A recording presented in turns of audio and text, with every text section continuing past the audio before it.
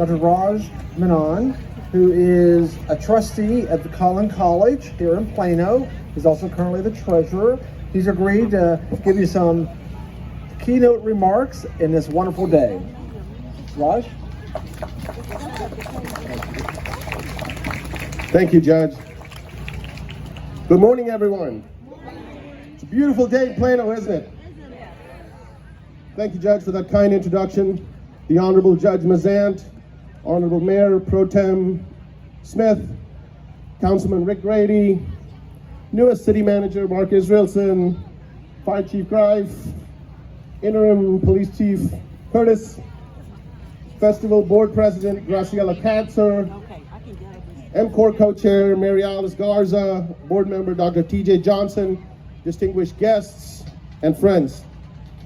Thank you to the Plano International Festival Board and volunteers for hosting us today in this beautiful park and ordering this special weather for us.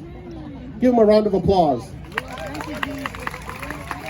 Okay, TJ told me I had to keep my speech under 1 hour. So, no, I just want to surprise her. No, I'll keep it brief. Barely 2 decades ago, I was in your chair. My wife and I attended a similar ceremony on our way to becoming U.S. citizens. So today, it is a huge honor for me to be delivering the keynote at a ceremony where you have all just become the newest U.S. citizens.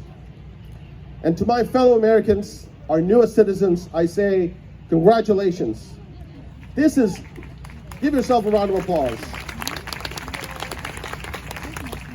This is not just the culmination of a long and probably hard journey, but rather this is the beginning of a new and exciting one.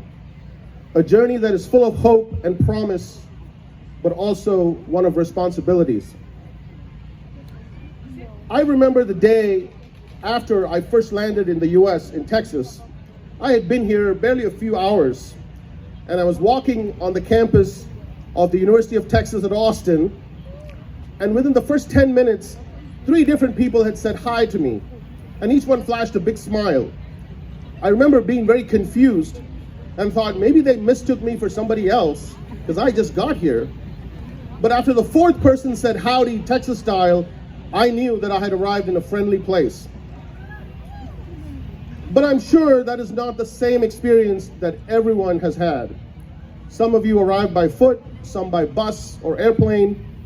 Many arrived here as complete strangers, and some were probably not fluent in English. Some of you, like me, probably did not have any friends or family here. All of you were at least a little bit nervous or skeptical about starting a new life in a new country. Yes, I see nodding heads. But I do believe that each of us who are naturalized citizens do take our citizenship status a little more seriously than our fellow citizens who were privileged enough to be granted American citizenship at birth. For many of us, for many of you, the road has been difficult, and your conscious choice to acquire U.S. citizenship is that much more significant.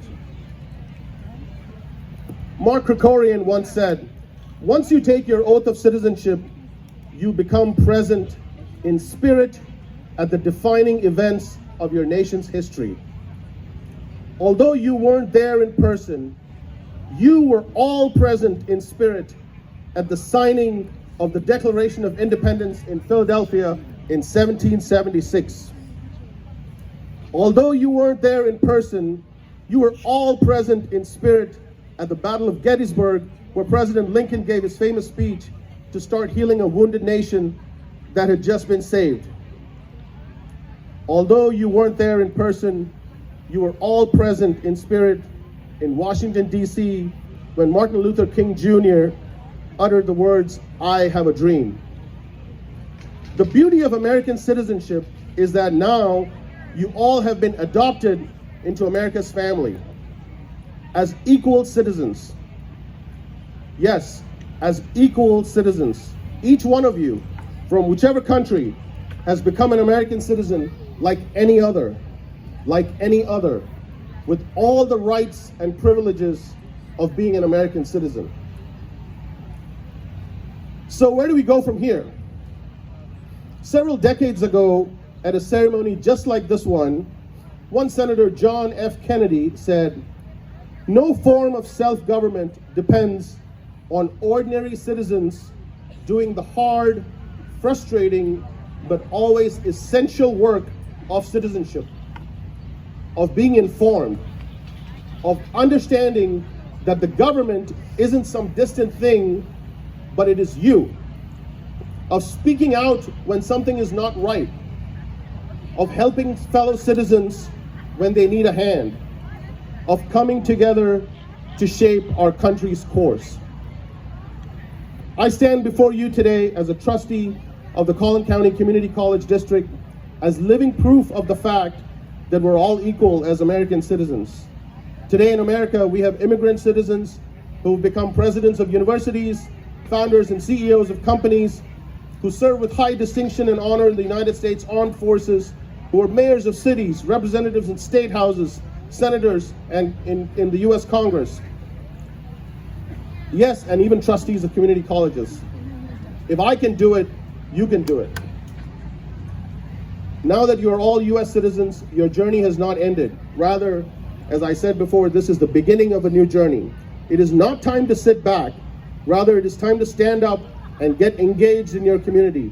As Graciela mentioned, I urge each one of you to learn more about and get involved with your public schools and PTAs, your community colleges, your temples, mosques, churches, other religious organizations.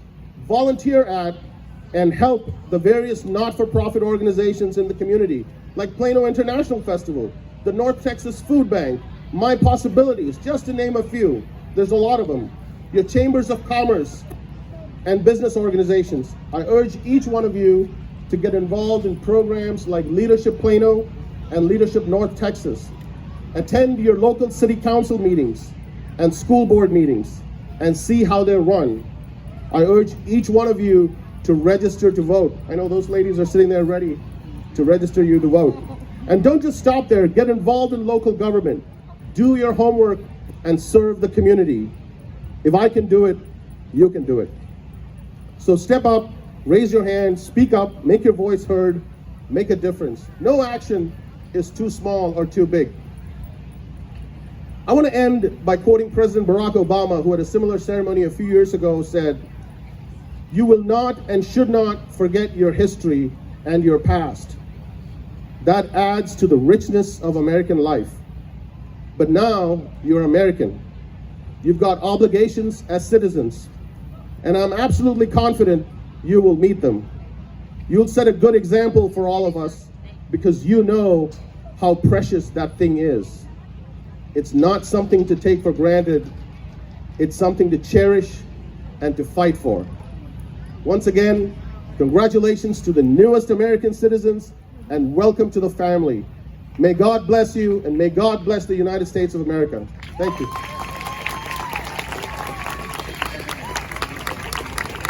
Thank you, Dr. Menon. What wonderful remarks. Thank you very much.